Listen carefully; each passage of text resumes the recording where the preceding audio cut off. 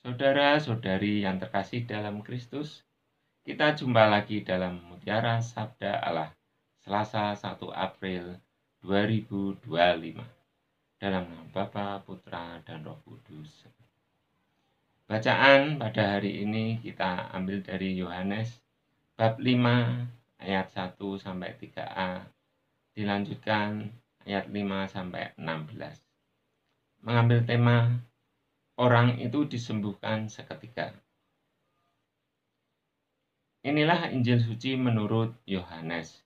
Dimuliakanlah Tuhan.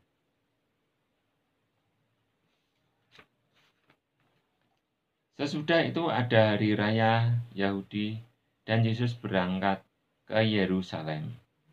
Di Yerusalem dekat pintu gerbang domba ada sebuah kolam yang dalam bahasa Ibrani disebut Betesda. Ada 5 serambinya, dan serambi-serambi itu berbaring sejumlah besar orang sakit. Di situ ada seorang yang sudah 38 tahun lamanya sakit. Ketika Yesus melihat orang itu berbaring di situ, dan karena ia tahu bahwa ia telah lama dalam keadaan itu, berkatalah ia kepadanya, "Maukah engkau sembuh?"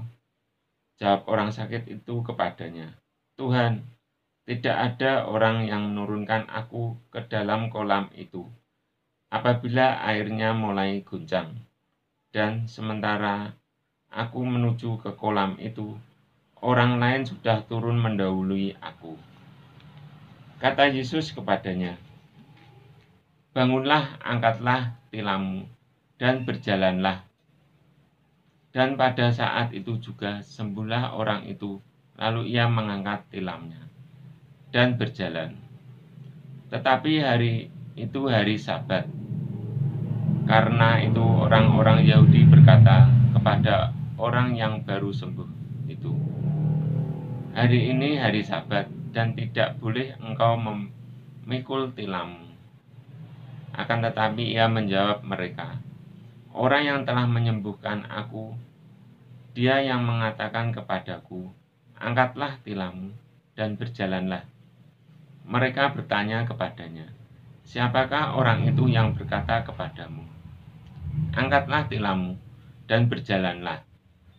Tetapi orang yang baru sembuh itu tidak tahu siapa orang itu, sebab Yesus telah menghilang ke tengah-tengah orang banyak di tempat itu.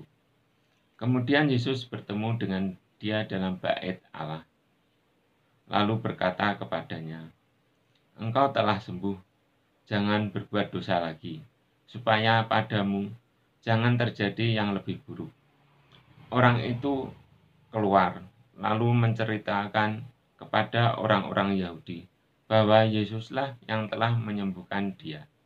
Dan karena itu, orang-orang Yahudi berusaha menganiaya Yesus karena ia melakukan hal-hal itu pada hari Sabat. Demikianlah Injil Tuhan. Saudara-saudari yang terkasih dalam Kristus, kita selalu diingatkan oleh Tuhan Yesus, jangan pernah menyerah, tetap semangat, berjuang, melakukan hal-hal yang terbaik, mengutamakan kepentingan umum daripada kepentingan pribadi, dan tetap harapkan mujizat Tuhan. Kita perlu beriman kepada Tuhan dan berbelas kasih kepada sesama.